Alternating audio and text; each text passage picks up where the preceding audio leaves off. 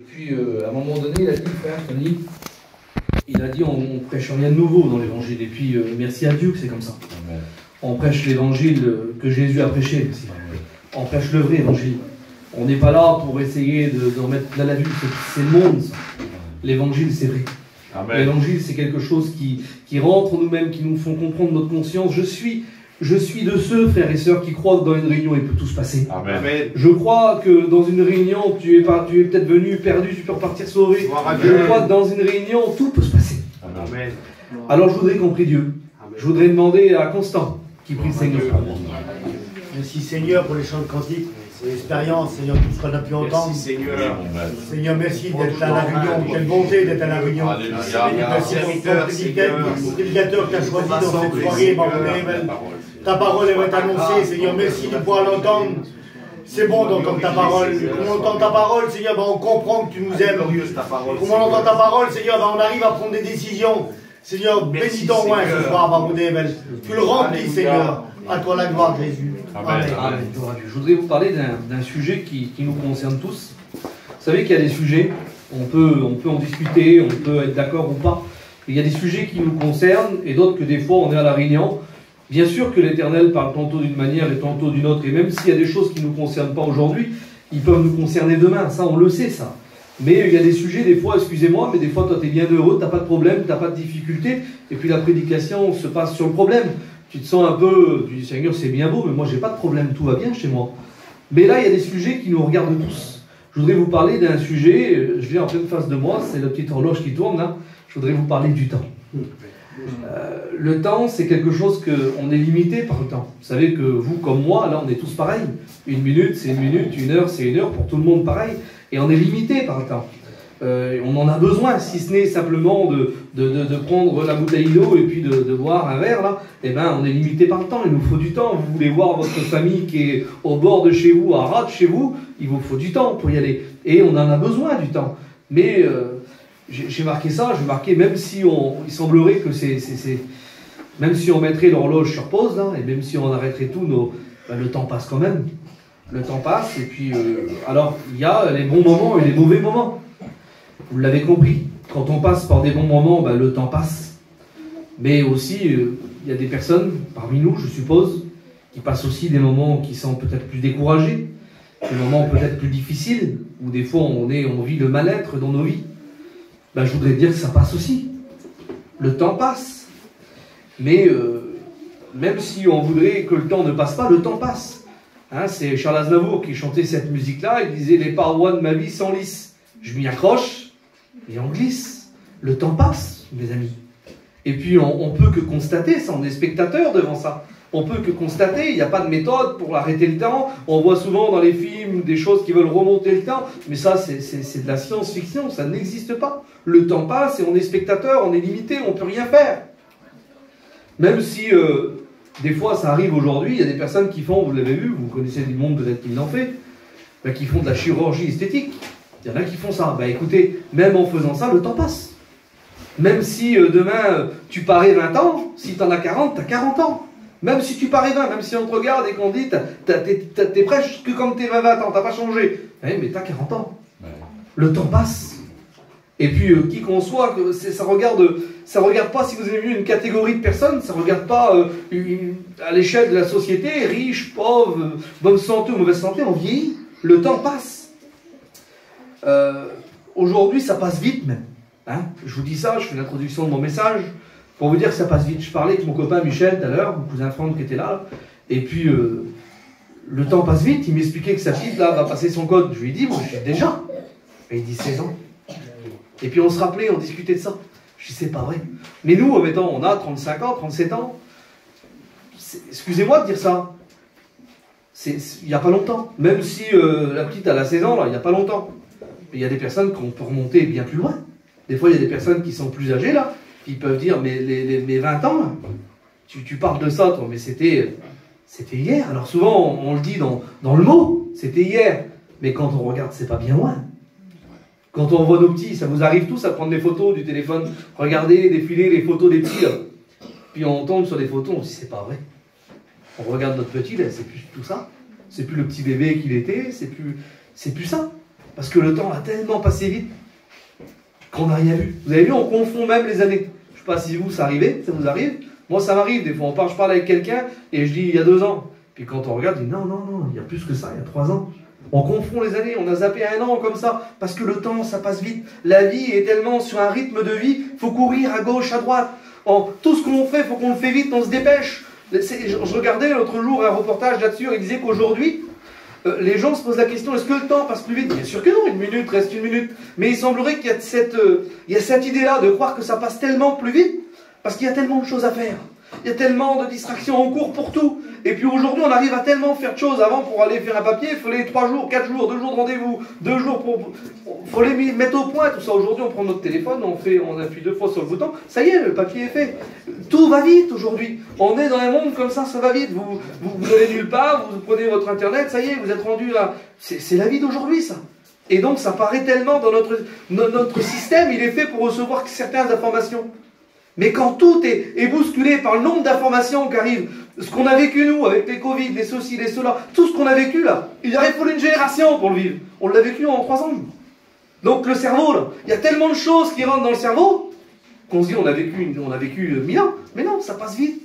Ça passe vite par rapport au mode de vie qu'on a.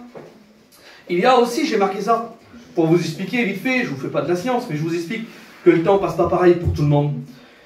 Il y a la relativité du temps. Hein, vous prenez votre main, vous la mettez dans l'huile bouillante, là, ben les 1 minute, ils vont paraître une éternité, parce que vous souffrez le martyre, parce que c'est horrible, et parce que voilà, vous souffrez. Donc la petite minute de votre main dans l'huile, là, ça va vous paraître une éternité. Et puis, d'un autre côté, vous êtes au bord de votre cheminée, vos enfants, et puis 1 minute va passer comme une fraction de seconde. Pourquoi? Et 1 minute, c'était 1 minute. Oui, mais tout le monde ne vit pas les mêmes choses. Il y a des gens qui souffrent réellement sur la terre.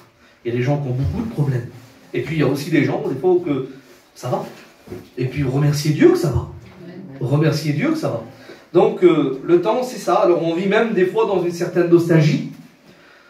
Certaine nostalgie qui nous fait croire que c'était mieux avant. Ah, c'était beaucoup mieux avant. Alors on a tous notre mode de vie ancien temps. Moi je parle avec mon père, moi j'aime bien le football. Et bien quand je parle de football avec mon père, moi c'était, je suis 80, 89. C'était Zidane, mon joueur de ballon préféré. Et bien lui, c'était Platini. Et puis chaque génération a un petit peu ses personnalités, les meilleures et dans leur génération. Et c'est un petit peu, on vit un peu dans une nostalgie comme ça. Et puis il y avait un jour un homme qui avait dit ça, et j'avais aimé ce mot-là. Il avait dit la nostalgie du passé l'emporte quand le présent n'est plus à la hauteur. Alors peut-être que tu vis dans un état de nostalgie comme ça, te faisant croire que c'était mieux avant. C'est peut-être parce que ton présent, mon frère, mon ami, n'est peut-être pas à la hauteur. Alors, le temps, il est inestimable. Le temps, on en a besoin. Souvent, on emploie ce mot-là, on dit on a le temps. Alors la question, elle t'est posée ce soir. Est-ce que réellement on a le temps? Est-ce qu'on le possède, le temps? Est-ce que demain, on peut dire, moi, demain, je suis encore là? Alors on le fait, mais est-ce qu'on devrait le faire? Est-ce que réellement on est en possession de notre temps? Non. C'est Dieu qui décide de toutes choses. Et nous, le temps, c'est Dieu qui nous le donne. Alors le temps, il est inestimable. On donnerait tout des fois pour revivre certains moments de notre vie. Mais on est limité, je vous l'ai dit. Le temps, on en a tous besoin. Le psaume 90, au verset 12, il dit « Enseigne-nous à bien compter nos jours, afin qu'on s'applique à mettre notre cœur à la sagesse. » Le temps qu'on passe, mes amis, mes frères et sœurs, on ne pourra jamais le récupérer. Et la Bible nous en parle, et je voudrais rentrer avec vous dans le petit message que j'ai marqué, vous me laissez quelques minutes. Dans le livre de la Genèse, les premières paroles, il commence comme ça. Il dit « Au commencement, Dieu créa ». Et l'autre jour, j'écoutais un homme de Dieu prêcher, un théologien. Il disait ça. Il disait dans le mot « au commencement », il a posé la question, il a dit « Quel est pour vous le mot le plus important de la Bible ?» Et puis, beaucoup de personnes, parce que tous les versets de la Bible sont importants. On dit ceci, cela. Et puis, il a regardé tout le monde et il a dit le plus important verset de la Bible. C'est « Au commencement, Dieu créa ». Parce qu'au commencement, quand Dieu créa, c'est le plan de Dieu pour l'humanité qui a commencé. Et puis, non seulement le plan de Dieu pour l'humanité, mais il y a aussi 3 choses qui ont commencé, qui ont pris place. Il y a eu la matière, il y a eu l'espace, puisque pour la matière, il fallait de l'espace, mais pour que la matière se développe, il fallait du temps. Et là, il a commencé à rentrer dans quelque chose Dieu est le créateur du temps. Le psaume 104 au verset 19, il dit, il a fait les astres pour marquer les temps. Dieu est le créateur du temps. C'est lui qui a créé toutes choses. Lui, il est en dehors du temps. Le Dieu tout-puissant qu'on prêche. C'est pour ça que nous, des fois, il nous faut du temps. Nous, mon ami, il nous faut du temps pour arranger des problèmes. Même si des fois, le problème, il n'est pas bien grand à l'échelle des problèmes. Même si au niveau de la difficulté, c'est pas le plus dur des problèmes. Mais il nous faut quand même du temps pour le résoudre. Mais je voudrais te dire une chose, moi, c'est que le Dieu que nous servons, le Dieu que tu as écouté les témoignages, celui qu'on prêche ici, il n'a pas besoin de temps, lui. En une seconde, un homme, une femme peut être changé. En une seconde, tes problèmes, tes soucis, tes difficultés, ton angoisse, tes soucis peuvent disparaître. Parce que ce Dieu-là, il n'est pas limité par le temps. Le temps, nous, comme je vous disais, nous, on est limité par ça. On ne peut pas tout faire, il nous faut du temps pour arranger les problèmes quand on y arrive. Mais Dieu, en une seconde, tout est arrangé. Amen. Le temps, lui, n'est pas limité. Le passé, le futur, tout ça, nous, on en a besoin. Hier, c'était notre passé. Demain, ça sera notre futur. Aujourd'hui, c'est notre présent. Lui, le présent, c'est aujourd'hui. Le futur, il y est. Et le passé, il y est encore. Parce que lui, le temps n'a pas d'impact sur lui. Alors, je vous ai parlé un petit peu de ce qu'est le temps à l'échelle humaine et ce qu'on peut voir nous. Mais la Bible en parle. Et dans Proverbes, au chapitre 3, au verset 13... il va dire l'homme qui a trouvé la sagesse, l'homme heureux qui a trouvé la sagesse. Heureux l'homme qui a trouvé la sagesse. Donc ce petit mot-là, je voudrais juste vous faire comprendre ça. On peut se poser des questions. Sani, tu nous parles du temps, tu es rendu dans la sagesse, oui. Mais c'est pour nous faire comprendre que la sagesse, on ne parle pas, quand on est sage, on ne parle pas pour rien dire. Quand on est sage, quand on parle de quelque chose, c'est qu'on le sait, c'est qu'on a étudié, on a regardé. Le mot sagesse veut dire prudence. C'est-à-dire quand on en parle, on connaît, on sait. Et puis un homme de Dieu, dans le livre de 2 Chroniques, qui va dire ça. Dieu va lui dire, Salomon, demande-moi ce que tu veux. Je ne sais pas quelle demande que tu aurais fait à Dieu, mais en tout cas, la question lui est posée. Demande-moi ce que tu veux. Dieu ne limite pas sa demande. Il dit, demande-moi ce que tu veux, et moi je te le donnerai. Salomon réfléchit, parce que, vous savez, on est des hommes et des femmes ici. Hein, et puis, les désirs de l'humanité, elles se portent un petit peu sur les mêmes dessins depuis que le monde est monde. On n'a rien inventé. Le monde continuera sans nous et puis il a avancé sans nous. On n'était pas là. Et puis il y a eu des gens qui vivaient de la même manière que nous, avec les mêmes pensées que nous. Nos vieux, à l'époque, si on remonte dans l'ancien temps, ils avaient les mêmes désirs que nous. C'est tous les mêmes. Gagner de l'argent, travailler, avoir ceci, avoir cela. Je vous passe tout ça. Vous l'avez compris que c'est plus que ça, l'évangile. Mais les désirs de l'humanité, elles se dirigent toujours vers ces idées-là. Et puis vous prenez les histoires des rois auparavant, ça se dirigeait aussi vers ces idées-là. Vous les prendrez dans 1000 ans. Dans 1000 ans, vous reprenez le monde, vous n'y serez pas, j'espère. Mais dans 1000 ans, le monde sera encore opté dans cette même vision. Toujours pareil, de gagner, d'avoir la gloire, la richesse. C'est ça, c'est les idées humaines, ça. Elle est dirigée par ses propres convoitises, ses propres idées. Ça, c'est la pensée humaine. Mais Salomon, qu'est-ce qu'il va demander? Eh bien, Salomon va demander de la sagesse. Alléluia. Mais pourquoi? Eh bien, il va nous parler du temps. Mieux que tous les philosophes que je vous ai cités, mieux que tous les bien-pensants de ce monde qui parlent et qui savent ce qu'ils disent, Salomon nous résume le temps avec quelques fractions. Qu'est-ce qu'on peut vivre dans le temps? Et on va le voir ensemble. Ecclésiaste, au chapitre 3, ce même Salomon qui a demandé la sagesse, il va dire ça. Il va dire, il y a un temps pour toute chose. Il dit, il y a un temps pour lancer des pierres. Alors je me suis arrêté sur ce petit mot-là. Je me suis dit, Seigneur, qu'est-ce que ça veut dire, temps pour lancer des pierres? Puis, c'est dans mon cœur, hein, frères et sœurs, c'est pas une révélation particulière. J'ai pas vu d'ange, rien, mais dans mon cœur, ça s'est fait comme ça. Le Seigneur, il me mettait les textes et puis ça venait comme ça. J'ai regardé ce que veut dire le mot pierre. Parce que tu pourrais dire, Stani, c'est quoi jeter une pierre? Je comprends pas, tu viens à la Réunion, tu nous parles de jeter des pierres. Oui, mais qu'est-ce que signifie le mot pierre? Et bien, quand on regarde le mot pierre, ça signifie le mot ébène. Et puis, la signification, elle est autre. Regardez. Pierre, grande ou petite. Et puis dans mon cœur, ça me rappelait comment que Dieu est grand, frères et sœurs. Comment que Dieu est grand. Il est un Dieu tellement grand, tellement si puissant, je vous le rappelais tout de suite, là, c'est que devant nos problèmes, nos situations, des fois, on aurait tendance, des fois, à limiter Dieu. On aurait tendance de dire, Seigneur, là, le problème, il est trop grand. Seigneur, j'ai essayé de l'arranger par mes propres moyens, j'y arrive pas, Seigneur. C'est pas possible, ça marchera pas. Je voudrais te le rappeler dans la simplicité, il n'y a rien de compliqué dans ce que je vous dis, frères et sœurs. Dieu est grand. Amen. Dieu est grand, mais le mot, il continue, puis il dit grand ou petit. Et puis, Dieu me rappelait qu'il s'est fait petit. Il s'est fait petit pour habiter dans ton cœur. Oh, Dieu. Je voudrais lire un texte avec vous C'est dans 2 Philippiens au chapitre 2 au verset 7. Il dit, mais lui s'étant dépouillé lui-même, prenant une forme de serviteur, en devenant semblable aux hommes, il est paru comme un simple homme. Lui qui était Dieu dans son ciel, le grand Dieu qu'on a vu là, il est descendu parmi nous, se formant un corps, vivant parmi nous avec tout ce que ça comporte. On n'imagine pas ce que c'est. Mais il s'est dépouillé, non pas de sa nature divine, Dieu restait Dieu, mais il s'est séparé là, pendant un moment, de tout ce qu'il possédait dans le ciel, pour venir habiter parmi nous pour toi. Il s'est mis au diapason humain. Un jour, une histoire, vous la connaissez, mais je vous l'explique, nous disait qu'un petit garçon roulait avec son père dans une voiture, et puis il vit un avion passer. Et puis il dit, regarde l'avion là, elle est toute petite, papa. Puis le père a dit, non, elle est grande l'avion. Non, non, il a dit, elle est toute petite, regarde. Et puis le père l'a amené à l'aéroport. Puis quand il l'a amené à l'aéroport, il l'a amené devant ce grand avion, puis il a dit, regarde l'avion que tu vois là, il est grand. Et le petit, il a dit, c'est pas la même avion. Il a dit, si.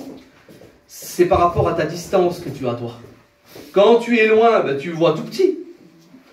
Mais quand tu es tout près, elle est tellement grande, l'avion. Et là, je voudrais vous dire que c'est pareil pour l'évangile. Et puis le mot là, il signifie ça. Grand et à la fois petit. Ça veut dire si grand que tes problèmes n'ont aucun. Ils peuvent même pas y... Comment vous dire ça, moi? Ne mets même pas tes problèmes devant Dieu. Ne dis même pas à Dieu, Seigneur, j'ai des problèmes. Dis à tes problèmes, j'ai un grand Dieu. Et puis, si petit qu'ils peuvent venir habiter dans le cœur de chacun. Habiter dans le cœur de chacun, même de ceux, des fois, que Seigneur, on pourrait dire des fois, qu'est-ce qu'on mérite? Qu'est-ce qu'on vaut? Je vois rien, non? Mais Dieu est tellement grand qu'il est venu habiter notre cœur. Et ça, c'est... Alors, le mot pierre, il a une autre signification. Regardez comment c'est beau. Ça veut dire matériau de construction. En un mot, ça veut dire sans ça, on ne pouvait rien faire à l'époque. À l'époque, on construisait beaucoup de choses avec des pierres. Et puis, un texte biblique qui me faisait penser à ça, c'est que des fois, on essaye bien de construire. Mais Jésus dit, sans moi, vous ne pouvez rien faire. Gloire à Dieu. Ça veut dire, on peut tout essayer, on peut bâtir une vie, on peut construire un château, mes frères. On peut tout essayer. Sans Jésus, ça sert à rien. C'est voué à l'échec. Ça veut dire faire tout ça pour qu'au final, tu constateras, il faudra peut-être du temps, on en revient au temps, mais tu constateras que ça ne vaut pas grand-chose. Si ce n'est que c'est fait de main d'homme et ça ne dure pas. Un autre y habitera. On construit des maisons, puis les autres y habiteront. C'est la vie. Alors ça veut dire ça, puis c'est un autre mot, ça veut dire pierre précieuse. Je voudrais te rappeler une chose, et puis la réunion elle est faite pour ça, et puis il l'a rappelé le frère. On prêche rien de nouveau. C'est précieux l'évangile. Pourquoi? 1 Pierre 1,19. Il dit, car nous n'avons pas été rachetés par de l'argent, ni par une vaine manière de vivre. Mais par quoi? Mais il dit par le sang précieux de Jésus. Amen. C'est précieux, Jésus, frère. Mon ami, c'est précieux, Jésus. Un jour, aux écoles bibliques, Lazo, l'enseignant, nous expliquait ça. Il dit, un jour, j'étais sur le marché, puis j'avais fait un petit lot de plaqués or. Et puis il dit, je vendais ces petits bijoux, là, au prix du plaqué or, pour rien. Et il dit, tous les gadgets, ils se tuaient sur les petits bouts de plaqué or. Et puis il y a un homme qui est venu, il m'a dit, tu sais ce que tu vends, c'est de l'or. Non, il dit, non, il dit, je connais, moi. C'est de la vraie or, c'est pour ça que tous les gadgets se tuent dessus. Ah, il a fait ça, il a repris tout, il a dit, non, c'est bon, c'est plus à vendre. Mais la leçon de morale, elle est simple. Il avait de l'or dans les mains, et il ne savait pas. Je voudrais te rappeler une chose, c'est que c'est précieux l'évangile. Et combien de personnes ne considèrent pas, combien de personnes ne font pas attention et vivent comme si que c'est normal, alors que Dieu a donné sa vie pour nous. La quatrième point du mot pierre, là, ça veut dire solide. C'est ce que ça veut dire, les 4 mots que je vous ai dit là. Ça veut dire solidité. Je voudrais te rappeler une chose aussi, je ne peux pas passer à côté. Matthieu 11, 28, il dit, venez à moi, vous tous qui êtes fatigués et chargés, moi je vous donnerai du repos. Quand on est fatigué et chargé, ça devient lourd des fois. Nous on aurait tendance à plier le genou devant des problèmes quand on essaie de porter, de s'en sortir tout seul. Mais quand on vient au pied de Jésus, c'est solide l'évangile. Il est capable de porter tes problèmes. Il est capable de te faire sortir de ton péché. Il faut presque que nous, on pleure pour que les personnes deviennent chrétiens aujourd'hui. Je m'excuse, un Dieu donne sa vie. Non seulement il donne sa vie pour que tu es sauvé et pour ton péché, non seulement il te demande et il fait de toi une personne qui vit, qui respire. Parce que si tu respires, mon ami, je te le rappelle, c'est encore un bienfait de Dieu. Si tu es là aujourd'hui et que tu peux t'asseoir dans une réunion, c'est un bienfait de Dieu. Mais aujourd'hui, il faut presque qu'on pleure, il faut presque qu'on chante des cantiques pendant les prédications, maintenant, il faut presque aller à l'émotionnel pour que des personnes se donnent à Dieu. Alors que c'est lui qui a donné sa vie. Imaginez-vous, je tends la main à quelqu'un qui est en prison, je le sors de prison, je lui donne à boire, je lui donne à manger, je fais tout pour lui, puis lui, il reste comme ça. C'est presque moi qui le remercie. Eh bien Jésus veut te faire sortir de ton péché. Amen. Jésus veut te faire sortir de ta misère. Alléluia. C'est ça l'évangile. Il n'y a rien de plus dans l'évangile. Jésus donne le salut. Luc au chapitre 17 et au verset 25. Il dit, il faut que je souffre beaucoup et que je sois rejeté de cette génération. Il y a un rejet de Dieu aujourd'hui. Ah, par la société actuelle qui nous font voir des choses, qui nous font croire qu'on peut oublier notre sens moral. Et puis, on n'en veut pas de Dieu. On veut de tout aujourd'hui. Mettez-vous au milieu d'une place et parlez de tout et de n'importe quoi. On vous écoutera. On vous prêtera l'oreille. Parlez de Jésus. On vous tournera le dos. On vous dira, c'est un fou. C'est un illuminé. Ça va pas. Pourquoi? Parce que Jésus l'avait dit. Il y aura un rejet de ce nom qui est le Christ. Acte 4 et verset 11. Il dit Jésus, il est la pierre rejetée par vous qui bâtissez. C'est ce que je vous disais. On sait construire, on sait bâtir une vie. On sait faire nos affaires. On sait, voilà, on sait s'en sortir. On s'adapte. Et on exclut Jésus. Souvenez-vous, dans l'évangile, il y avait un homme comme ça. Il dit, je vais abattre mes greniers, je vais en construire de plus grands. Il sait construire, pas de problème. Il ne demande même pas à quelqu'un, lui. Il sait comment faire. Il dit, je vais abattre mes greniers, je vais en faire des plus grands, des projets. Il en a plein la tête. Puis Dieu lui parle. Puis il lui dit, insensé que tu es. Si vous prenez le mot exact, c'est pauvre fou. Pauvre fou que tu es. Ne sais-tu pas que cette nuit même, ton âme veut être redemandée? En voulant dire, tu as des projets partout. Ah, des idées pour construire, il y en a. Puis quand je vous dis construire, c'est pas que ça. Mais en un mot, Dieu ne lui reproche pas d'être fou parce qu'il veut construire. Parce que sinon, on serait tous des fous, parce qu'il y a des chrétiens qui construisent, il y a des chrétiens qui bâtissent leur vie. Mais si la reproche de Dieu, elle est là, c'est parce que cet homme-là avait tout construit, en excluant Dieu de ses constructions, en excluant Dieu de sa vie. Et quel danger, mon ami. Quel danger de vivre une vie comme si qu'on va vivre 1000 ans, et puis qu'on n'a pas Dieu dans notre vie. Quel danger. Alors, il y a un temps pour jeter des pierres, on l'a vu, et un temps pour jeter. On n'en veut pas de Dieu. Combien de fois que Dieu t'a été présenté? Même si tu n'es pas venu à la réunion 1000 fois, à travers un cantique, à travers une sœur qui t'a dit un petit mot, un frère, combien de fois que Dieu t'a proposé? Et combien de fois tu l'as rejeté? Rejeté. Non, on n'en veut pas de Dieu. Alors il y a un temps pour ça. Parce que Dieu est bon. Il y a un temps pour ça. Tu as eu ce temps-là de rejet. Mais il continue le texte et il dit ça. Mais il dit il y a un temps pour s'abaisser. Ça veut dire quoi ça? Eh bien Matthieu 23, 12, il dit quiconque s'élèvera sera abaissé. Mais celui qui s'abaissera sera élevé. Amen. Et là on est devant l'humilité, frères et sœurs. Il y a un temps pour s'abaisser, c'est s'humilier. Vous savez ça veut dire quoi le mot humilier? Ça veut dire sentiment d'état d'esprit. Écoutez la beauté. Sentiment d'état d'esprit qui a conscience de ses insuffisances, de ses faiblesses, est prêt à se rabaisser et à rabaisser ses propres intérêts. Voilà ce que ça veut dire l'humilité. Ça veut dire je pense comme ça, je suis incapable, je ne vaux rien, je suis faible. Je mets tout ça de côté. Et je me mets à genoux. Et alors pas forcément au sens physique, mais dans mon cœur, Seigneur, je ne vaux rien. Je suis un incapable. Tant de fois j'ai rejeté la pierre qui m'a été présentée. Mais aujourd'hui, je ne veux plus ça. Aujourd'hui, je ne veux plus. Ah, c'est compliqué des fois de s'humilier, c'est compliqué. Je crois que moi, le fils prodigue, quand il était parti de la maison de son père, à un moment donné, il ouvre les yeux, lui. Et puis il dit combien de personnes sont chez moi, chez mon père, et ont du pain en abondance. Mais il dit là, moi, chez moi, je suis là. Et je meurs de faim, en réalité. Il reconnaît son état. On est devant l'humilité, il reconnaît qu'il n'est rien sans son père. Il faudrait peut-être que tu reconnaisses que tu es rien sans ton père. Il faudrait peut-être que tu reconnaisses que tu as besoin de Dieu. Alléluia. Plus que tout, aujourd'hui, on joue les héros, les héroïnes. On fait comme si que ça va, alors ça va pas. Je disais ça à une chrétienne hier. Je dis ça va? Elle me dit oui.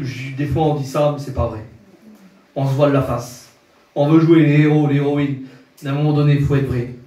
Et quand on est vrai, des fois, c'est pas une c'est de l'humilité, ça, de dire Seigneur, j'ai besoin qu'on soit chrétien, même si c'est une réunion d'évangélisation ce soir. Et puis merci à Dieu pour ça. Mais même des fois, il y a des chrétiens et des chrétiennes qu'on est découragés des fois. On meurt aussi, on est chez notre Père, on meurt. Et puis il semblerait qu'on veut plus s'humilier, on est à la réunion, on vient par routine à la réunion. Sauf que des fois, il est temps aussi de s'humilier, on en a besoin. Il y a un temps pour pleurer. Ça arrive, qui n'a pas pleuré, mes amis? Qui n'a pas pleuré dans une vie avec le monde qu'on vit aujourd'hui? Il n'y a pas une journée, je dirais même pas une heure, qu'il n'y a pas une mauvaise nouvelle, qu'il n'y a pas des drames qui arrivent. C'est compliqué aujourd'hui. On vit dans un monde qu'on se dit, on attend, on sait que ça va arriver chez nous, sans faire peur à personne. Ça arrive, ça, là, puis à un moment donné, on se dit, ça y est, ça va venir chez nous. Et puis on n'est pas épargné de tout ça, je vous le souhaite du moins, mais on n'est pas épargné. On est tous touchés par ces problèmes-là, que ce soit la maladie, le deuil, tout ça. On souffre. On vit dans un monde où que l'homme est appelé à souffrir. Et on dit souvent dans ça. Et des fois, on se console nous-mêmes par des faux raisonnements. On se dit avec le temps, ça ira. Quelle erreur. Quelle erreur de croire que le temps peut arranger certaines choses. Le temps n'arrange rien. Vous savez ce que fait le temps? Il nous apprend à vivre avec. C'est différent. On apprend à vivre avec. Vous prenez un petit enfant, là, j'ai pris l'exemple, l'autre jour, j'ai expliqué ça à quelqu'un. J'ai mon petit cousin, il a un petit bébé à 1 an. Il s'est cassé le bras. Puis, bien sûr, à 1 an, priver un enfant de son bras, c'est compliqué. Il ne comprend pas, lui. Alors, le plâtre, tout. Et puis, je l'ai revu quelques mois après. Il avait toujours le plâtre, le petit bébé. Je lui ai dit alors, il fait une vie terrible pour le plâtre, là. Il me dit non, mais il dit rien. Elle a oublié. Eh bien, le temps, c'est ça. C'est qu'on oublie après. On peut être privé de quelque chose. On peut vivre une douleur. Je crois, moi, que l'homme malade depuis 38 ans dans la Bible, dans l'évangile de Jean, chapitre 5, je crois que cet homme-là a fait confiance au temps. Je crois qu'il a dit au bout de 30 ans, ça ira, dans 1 an ou 2, ça va aller. 32 ans, dans 1 an ou 2, ça va aller. 36 ans, dans 2 ans, ça va aller. 38 ans, ça va toujours pas. Combien de temps qu'il va falloir que tu comprennes que le temps n'arrangera rien? Combien de temps il te faut pour comprendre que le temps n'est pas fait pour arranger les problèmes? Celui qui arrange les problèmes, c'est Jésus. Amen. Celui qui redonne un nouveau départ, c'est le Christ. Il n'y en a pas d'autre, frères et sœurs. Il n'y en a pas d'autre, mon ami. Alors il dit, il y a un temps pour pleurer. Il y a des souffrances. Il y a réellement des gens qui souffrent. L'autre jour, j'écoutais un témoignage et ce frère-là disait, il y a une femme qui est venue et puis elle expliquait ça. Elle disait, il y a une mère de famille, 36 ans, qui est partie brusquement. Et puis quand elle expliquait ça, ça a mis une souffrance en moi. Elle disait, et puis ses petits sont venus auprès de la famille restante, là, puis ils ont dit, qui c'est qui va nous faire nos Noëls maintenant? Il y a des choses horribles, les frères. Ça arrive, on vit dans un monde de souffrance, on vit dans un monde où la souffrance, elle est là, présente constamment. Et on vit avec ça, on s'apprend à vivre avec, et on croit que le temps ira. L'incompréhension, la maladie, l'angoisse. Je prêche ça aux jeunes des fois, mais je crois que maintenant, plus que jamais, il faut le prêcher dans toutes les réunions. Ça n'a plus sa place que dans la jeunesse. Les personnes aujourd'hui sont plus angoissées que les jeunes. On vit dans un monde où la dépression, c'est l'ennemi public numéro 1. 1 personne sur 5 en France vit de dépression. On est le pays en France, le pays au mondial, avec le plus de consommateurs. On est le plus consommateur d'antidépresseurs. Pour vous donner une idée de ce qu'on vit aujourd'hui. Et ça va, on dit ça va. Et on laisse le temps faire, on croit que ça va aller. Mais il dit, il y a un temps pour pleurer. Mais il dit, il y a un temps pour rien. C'est la joie, ça. Jésus parle, puis je voudrais te dire ce mot-là pour toi. C'est pour toi ce soir. Il dit, vous serez dans la tristesse, on l'a vu. Il y a beaucoup de manières de souffrir. Mais il dit, votre tristesse, elle sera changée en joie. Amen. Jésus est capable de faire ça. Alléluia. Je vous promets que c'est vrai. Je ne dis pas pour faire rien. Et c'est la Bible en plus qui m'autorise à le dire. C'est l'évangile de Jean, chapitre 16 et verset 20. Il dit, la tristesse, elle sera changée en joie. Il faut une seconde à Dieu pour mettre la joie dans un cœur. Quand la lumière rencontre les ténèbres, j'ai marqué, c'est aussi simple que ça. Vous mettez cette pièce dans la nuit, là, et vous avez vu ce qu'il faut pour que la lumière, elle parvienne, là. Vous appuyez sur un petit bouton, et en 1 seconde, toute la lumière, les ténèbres disparaissent. Tout ce qui est nuit disparaît, et ça laisse place à toute la lumière. Et bien voilà ce que fait Jésus. D'un cœur rempli de tristesse, d'un cœur rempli de souffrance. En 1 seconde, Dieu émet la joie. Amen. Parce que Dieu est bon, Dieu est amour. Je continue. Alléluia. Il dit, il y a un temps pour se taire. Et là, j'ai pris l'évangile de Marc, chapitre 10, et verset 46. Bartimée, assis au bord du chemin. À un moment donné, Jésus est là. Et puis Bartimée le voit. Et puis quand il se passe quelque chose, c'est que Jésus va passer. Bartimée étant aveugle ne le voit pas, mais il entend que Jésus passe. Et puis là, il va faire rien. Il va rester un moment sans rien dire, mais il va dire quelque chose. Il va dire, Fils de David, aie pitié de moi. Et plusieurs personnes vont chercher à le faire taire. Il ne dit pas le diable, parce que des fois c'est vrai que le diable a le dos large. On dit c'est le diable, oui c'est vrai. Bien sûr que le diable, c'est un ennemi redoutable de celui qui veut s'approcher de Dieu. Et des fois on a nos familles, des fois on a nos amis, des fois il y a plein de personnes qui ne voudraient pas que tu es un chrétien, qui ne voudraient pas que tu es une chrétienne. Et que toi ton désir, comme Bartimée, c'était de t'approcher de Jésus. Mais voilà, beaucoup de personnes cherchaient à le faire taire. Ah, pas toi, arrête, laisse tomber. Pas toi, t'en as trop dit, t'en as trop fait, Bartimée. Pas toi, laisse tomber. Pour les autres, mais pas pour toi. Voilà ce qu'on veut lui dire à Bartimée. Bartimée, au fond de lui, il dit, ils ont peut-être raison. Mais à un moment donné, le texte continue. Et il dit, il y a un temps pour se taire, mais il dit, il y a un temps pour crier. Quelle beauté. Bartimée, sûrement qui connaissait Ecclésiaste chapitre 3. Sûrement qui connaissait ce texte-là. Il veut dire, c'est vrai qu'il y a un temps pour se taire, je vais me taire. Puis à un moment donné, je suis sûr que ça devait être dans son cœur comme ça. Il a dû voir la continuité du texte. Il a dit, oui, mais il y a un temps pour crier. Fils de David, aie pitié de moi. Je m'en fous des autres, ce qu'ils disent. Je m'en fous de ce que les autres vont penser de moi. Moi, ce que je veux, c'est être béni. Et bien, c'est ce qu'on doit, c'est ce désir-là qu'on doit avoir. Gloire à Dieu. C'est ce désir-là de dire tant pis pour les autres. C'est trop grave le salut. C'est trop grave de ne pas connaître Dieu. On ne peut pas jouer avec ça. Vous savez, des fois dans la vie, on prend des risques. Pour ceux qui jouent quelque chose, là, eh ben on mise, on fait des mises. Mais si on perd un billet, on perd quelque chose. Allez, la mise, on n'a pas perdu grand-chose, on a perdu un billet. Mais là, c'est ta vie. C'est ton éternité. Alors, il dit, il y a un temps pour naître. C'est le miracle de la vie, c'est une merveille, pas plus beau. Et on a tous une date de naissance. Hein. Mais il dit, il y a un temps pour mourir. Alors, on ne va pas l'écouter, ça. Hein. Le temps pour mourir, on ne veut pas l'écouter aujourd'hui, ce qu'on veut, et puis c'est normal, je le comprends. On veut vivre vieux, sans problème. On voudrait choisir notre vie en réalité. Sauf qu'on ne peut même pas choisir une seconde. Et puis, il y a un temps pour tout. Job dit la mort, c'est le rendez-vous de tous les vivants. On n'en veut pas. Si on pourrait ce rendez-vous-là sur notre agenda le mettre un peu plus loin, on le ferait tous. On n'en veut pas. On ne veut pas de la mort. On ne veut même pas en parler des fois. Quand on explique qu'est-ce qui se passe, quand on parle de ce qu'on vit aujourd'hui, quand on parle du nombre de décès, je vous rappelle juste ça, je ne vous fais pas peur, mais pendant une minute qu'on parle, là, il y a plusieurs milliers de morts dans le monde. Pour la minute qu'on parle, là, dans le monde entier, là, il y a des milliers de morts. Donc c'est pour vous dire tout simplement que la mort, c'est le rendez-vous de tous les vivants. On ne peut pas y échapper. Mais la question, elle n'est pas est-ce que tu peux y échapper ou pas y échapper. La question, elle est où vas-tu si tu arrives à quitter cette terre. Quand le jour là se présentera, personne ne sait quand. C'est trop beau si tu penses vivre 80 ans, mais personne ne peut t'assurer la quarantaine. C'est trop beau de penser ce que tu veux, mais ça résume qu'à ta pensée. D'autres gens qui sont partis, qui nous ont quittés, pensaient comme toi. Pensaient vivre vieux, lent, bien. Puis c'est pas ce qui est arrivé. On n'est pas, comment vous dire ça, on n'est pas les maîtres de notre destinée, on ne sait pas ce qui va arriver. On ne peut pas le savoir. Alors par contre, moi la question que je te pose, c'est où vas-tu?